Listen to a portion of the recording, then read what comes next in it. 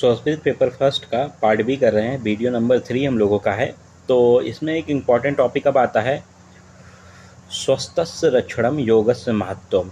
ठीक है, यही लाइन लिखी हुई है सिलेबस में। इंट्रोडक्शन जो पढ़ेंगे योग का परिचय वाला, उसी में ये लाइन मिलेगी, स्वस्थस्य रक्षणे योगस्य महत्वम। मतलब योग में, योग का स्वास्थ्य रक्षण में क्या महत्व है। ठीक है, तो देखिए योग का मूल रूप जो होता है वो आध्यात्मिक विषय है। मूल रूप से क्या है, ये एक आध्यात्मिक विषय है, किंतु आधुनिक परिवेश की बात की जाए तो इसे स्वास्थ्य रक्षण एवं चिकित्सा के उपाय के रूप में अधिक ख्याति मिल रही है। स्वास्थ्य की रक्षा के लिए और चिकित्सा के लिए इसको अधिक ख्याति मिल रही है।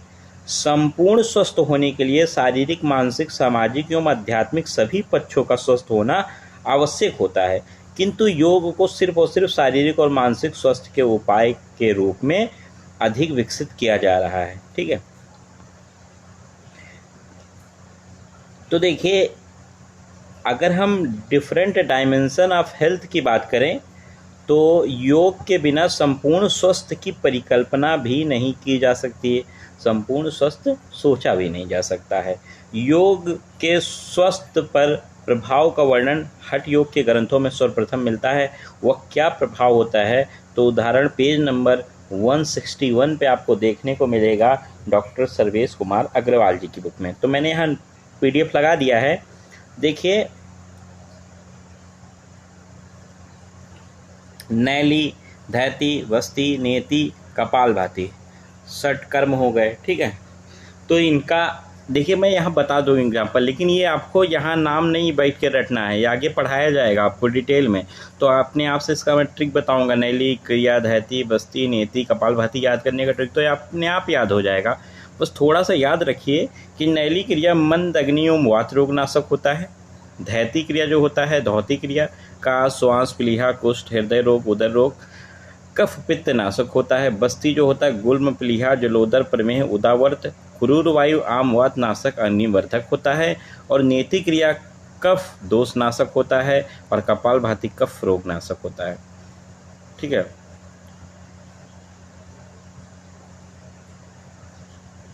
एक छूट गया था, त्राटक, नेत्र रोग नाशक होता है। ठीक है, अब देखिए कुछ आसन बताए गए हैं। मत्स्य इंद्रासन तो जठर अग्निवर्धक होता है। पश्चिम उत्तानासन जठर अग्नि एवं स्थूल नाशक होता है। मयूरासन अग्निवर्धक, पाचन शक्तिवर्धक, गुल्म नाशक होता है। सौ आसन मानसिक शक्ति नाशक होता है। ठीक है, मानसिक शांति कारक होता है, नाशक कहाँ से हो जाएगा, कारक होता है। ठीक है, सूर्य वेदन प्राणायाम, तो यहाँ नीचे से प्राणायाम स्टार्ट हो जाते हैं। ठीक है, तो ये भी आपको जब डिटेल में प्राणायाम पढ़ाऊंगा, उसके 8 अंदर डिटेल में करूंगा, तो वहाँ पे ये सारी चीज़ें कवर हो जाएंगी। तो बस यहाँ ऐसे ही ऊपर रिव्यू के रूप में देख लीजिए, और बाकी ये टॉपिक जब आएगा तो किसी क्वेश्चन के साथ जुड़ के आएगा, और बाकी ये सारी चीज़ें आप आगे पढ़ते पढ़ते इतना कॉन्फिडेंस हो जाएंगे, सारा लिख पाएंगे आप। तो सूर्य भेदन प्राणायाम जो होता है अग्निवर्धक, वात रोग नाशक और कृमि रोग नाशक और कपाल शोधक होता है। उज्जरी प्राणायाम जो होता है कफ रोग नाशक, अजीर्ण, आमवात, क्षय, काश, ज्वर, प्लीहा, जलोदर एवं धातु संबंधी रोग नाशक होता है।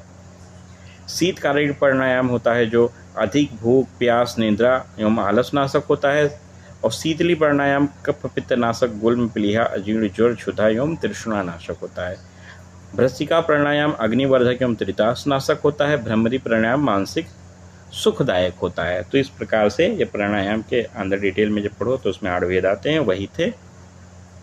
अब देखो उपयुक्त जो बताया गया है, ये मैंने आपको स्टार्टिंग में बताया था कि हठ योग के ग्रंथों में बताया गया, तो हठ योग वर्णित योग का प्रभाव अति संक्षिप्त में वर्णित है। किंतु अगर देखा जाए आधुनिक समय में तो योग पर अनेक अनुसंधान किए जा रहे हैं, जिनके आधार पर योग को निम्नलिखित स्वास्थ्यकर उपायों के रूप में विकसित किया जा रहा है। तो निम्नलिखित स्वास्थ्यकर मैंने बता दिए हैं जो ऊपर, और इसका मॉडर्न कोरिलेशन जो आपको बताना होगा वो मैं बाद में बता दूंगा। तो इस प्रकार से आपको, तो ये सारी चीज़ें तो आप धीरे धीरे पढ़ेंगे तो अपने आप से लिख पाएंगे, सारी चीज़ें याद हो जाएंगी, थोड़ा सा याद कर लेंगे आप, और ये थोड़ी सी बातें आप पढ़ के रखेंगे कि योग का स्वास्थ्य रक्षण में क्या महत्व है।